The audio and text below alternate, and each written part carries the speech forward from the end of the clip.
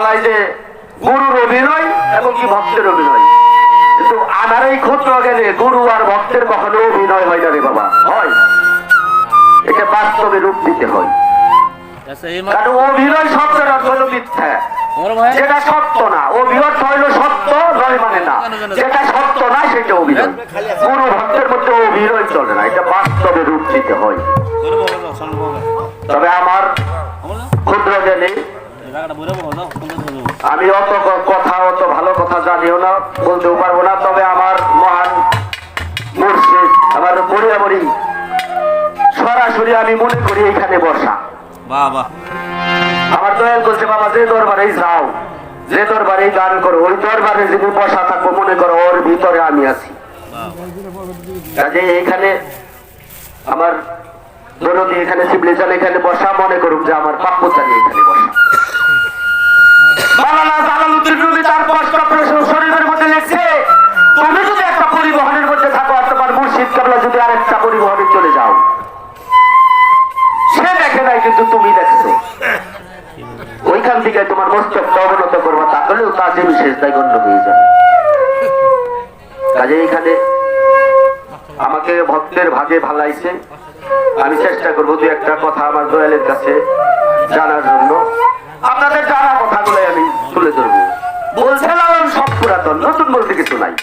এক একজন এক এক ভাগে উপস্থাপনা করে এই জন্য নতুন মনে হয়, সবই নতুন পুরাতন। সেদিকে লক্ষ্য করে যিনি আজকে যিনি গুরু দায়িত্ব পালন করবেন, আমি তার মধ্যে আজকে যিনি শিবলিচান সহ সকলের মধ্যে আমার মহান মুর্শিদকে প্রতিষ্ঠিত করে সকলের চরণে আমার দয়ালকে উদ্দেশ্য করে একটা ভক্তি দিয়ে তারপরে আমি পালায় চলে যাব। আমার দয়ালকে কিছু হাতিয়ে দিয়ে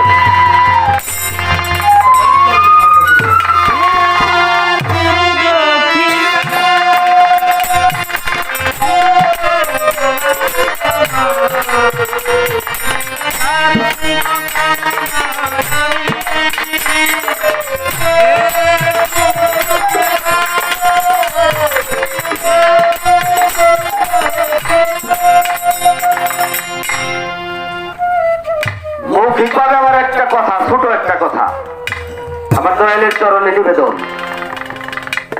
আপনারা এই ঈশ্বরচন্দ্র বিদ্যাসাগরের নাম তো শুনছেন।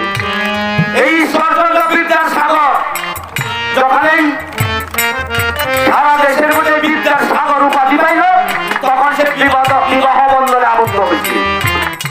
যখন উনি বাসন করে গেল, উনি দিদি বলছিল যে আপনার নাম, বললো যে আমার নাম ঈশ্বরচন্দ্র, তবে আমাকে সবাই বিদ্যাসাগর বলে। বলে যে আমার সৌভাগ্য, আমি একজন বিদ্যাসাগরের সাথে আমার এই বিবাহ বন্ধনে আবদ্ধ হয়েছি, এটা আমার সৌভাগ্য। তবে আপনার কাছে একটা প্রশ্ন, আপনি ঈশ্বরচন্দ্র, আপনি বিদ্যাসাগর উপাধি পাইছেন, তবে আপনি ভক্তিবিদ্যা জানেন? এত বড় জ্ঞানী লোক তো ওই মাথার মধ্যে আঘাত লাগছে, বলে হাই হাই কই, এইটার নাম তো কোনোদিন শুনি নাই। বিদ্যা করতে করতে বিদ্যাসাগর হয়ে গেল, বিদ্যাসাগর উপাধি পাইলাম। এই বিদ্যা বলতে যে বিদ্যা আছে, এইটা তো কোনোদিন শুনি নাই। বলছিল না রে দিদি, আমি তো বিদ্যা ভক্তিবিদ্যা কারে কই, এটা কোনোদিন শুনিও নাই। বললো যে পর্যন্ত আপনি ভক্তিবিদ্যা অর্জন করতে না পারবেন, এই পর্যন্ত আপনার সাথে আমার দৈহিক মিলন হবে না। তখন উনি দরবার ছেড়ে চলে গেল। গুরুর কাছে যে 12 বছর ভক্তিবিদ্যা অর্জন করে তারপরে আসছিল, আমার দয়ালের কাছে প্রথমভাবে মৌখিকভাবে আরাধনা থাকলো এই ভক্তিবিদ্যাটা কাকে বলে, এটা অর্জন করতে হয় কি কর্ম করি, কিভাবে। প্রথম যেহেতু শুরুরা করছি ভক্তি দিয়ে, এই ভক্তিবিদ্যা অর্জন করতে হলে কি কর্ম করতে হবে, কি সাধন, কি ভজন করতে হবে, এটা আসলে ভক্তিবিদ্যাটা মৌখিক। এখন আমি একটু গানে যাবো, গানের মধ্যে অনেকগুলি কথা থাকবে, দয়াল যেভাবে যেটুক চাই অতটুকু।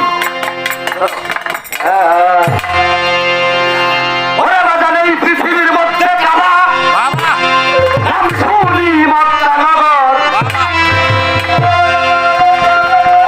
এই পৃথিবীর মধ্যে আমি নাম শুনি দয়াল কোথায় আছে মানব দেহের কাবাদন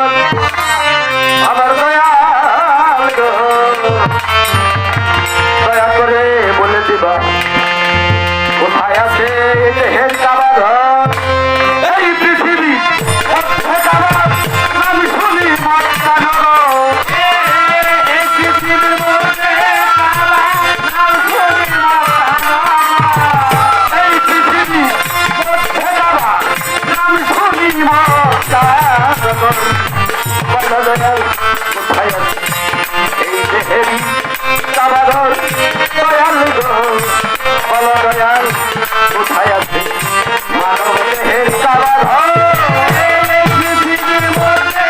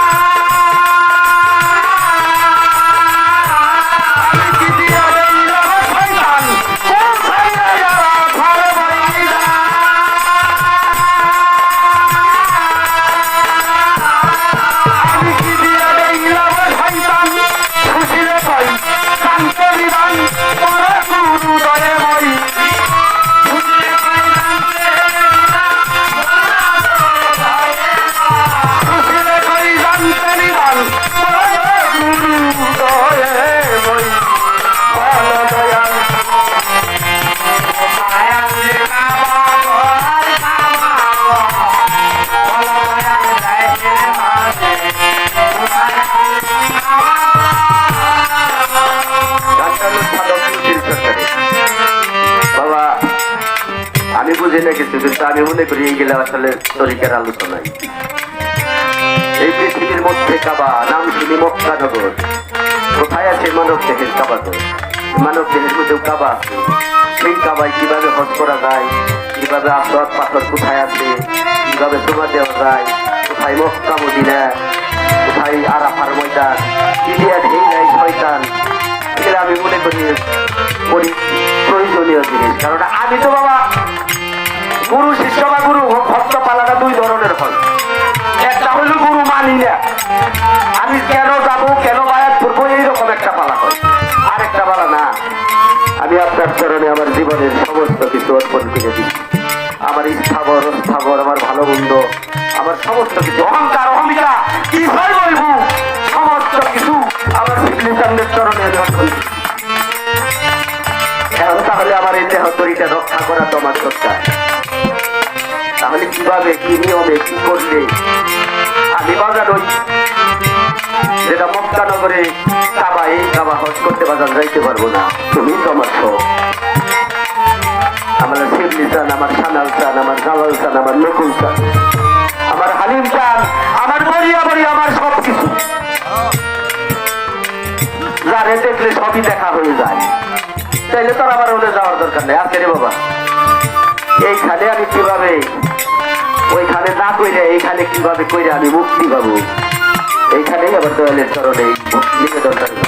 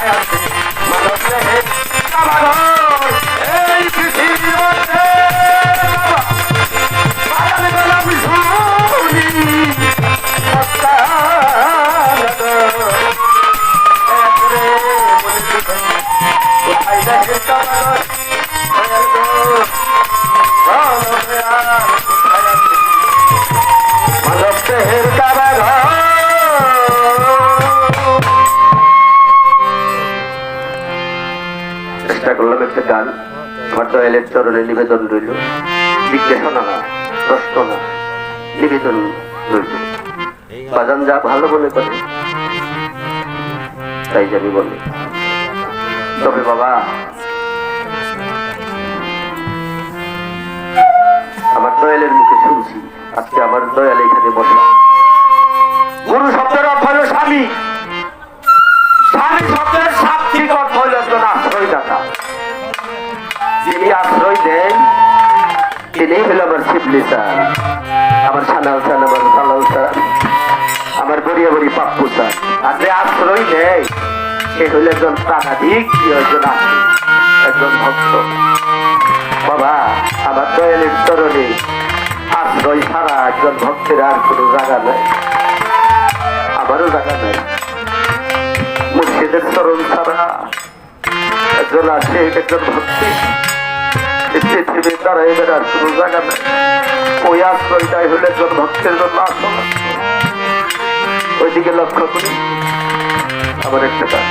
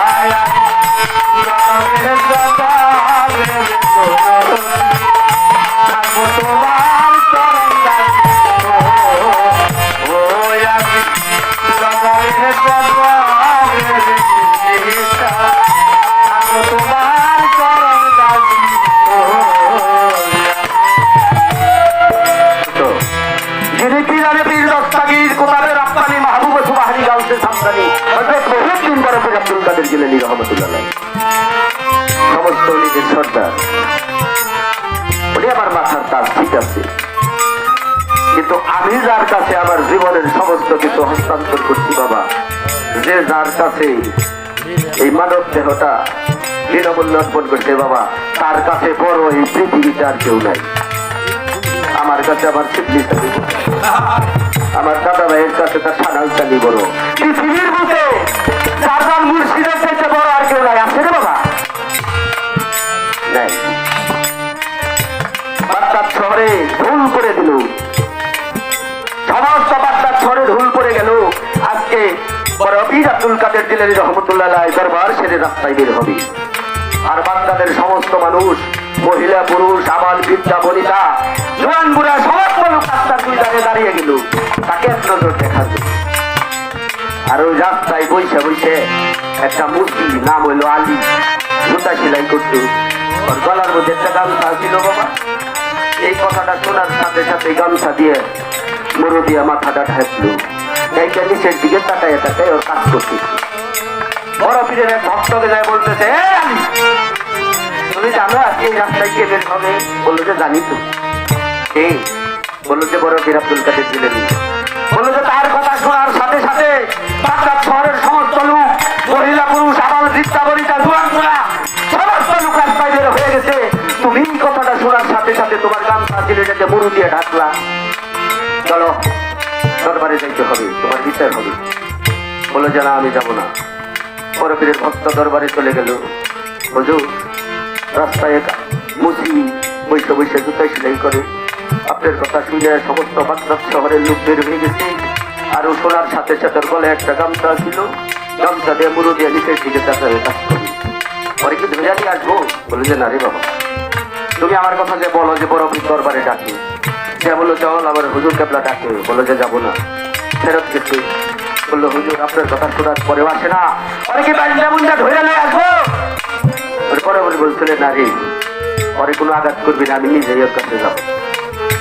বড় পীর চলে গেল তার কাছে। বললো বাবা তোমার নাম? বললো আমার নাম আলী। কি করো? মুসি, জুতা সেলাই করি। তুমি জানো আজকে কে বের হবে? বললো জানি তো। কে? বলেছে বড় পীর আব্দুল কাদের জিলানী রহমতুল্লাহ আলাইহি। তুমি তাদের দেখছো কোনোদিন? বললো যে না দেখি। বললো দেখতে চাও না? বললো যে আমি দেখতে চাই। বললো কেন?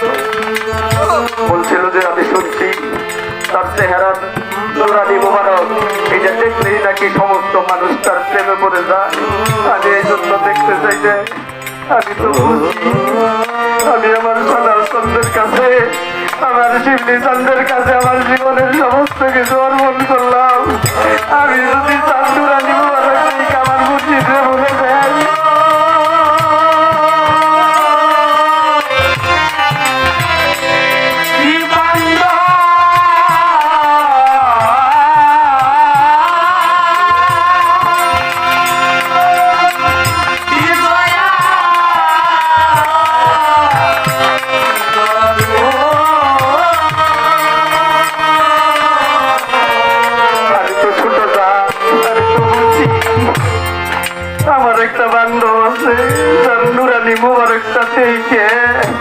তার হাতে হাত দিয়ে আমার জীবনের সমস্ত কিছু অর্পণ করছে।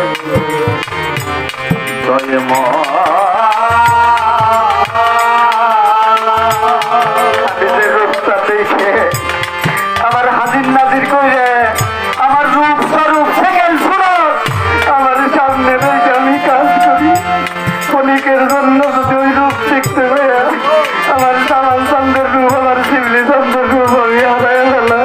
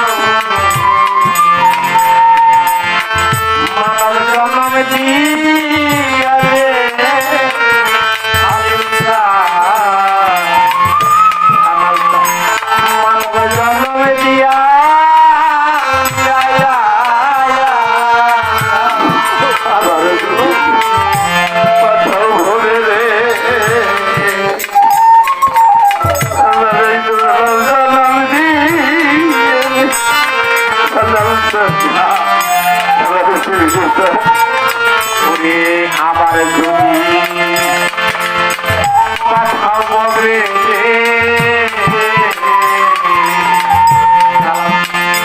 মানব জনম দিয়া রে মানব জনম দিয়া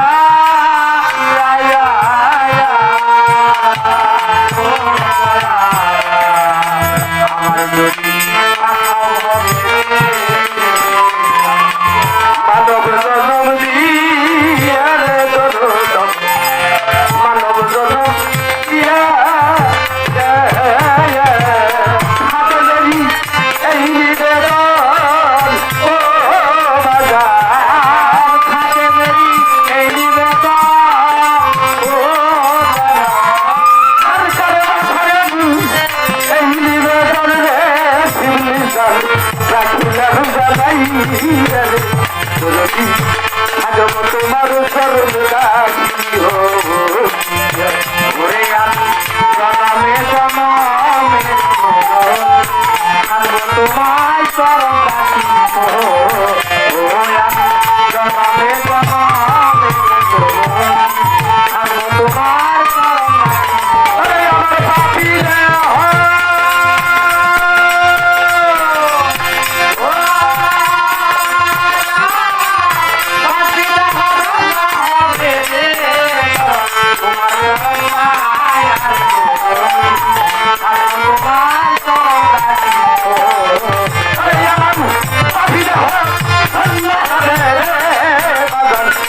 তোমার চরণ পাই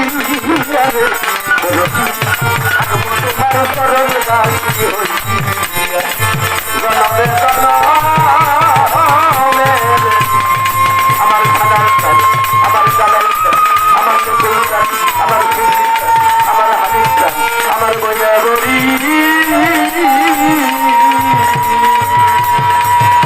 ওরে বাজার থাকবো তোমার চরণ কাশি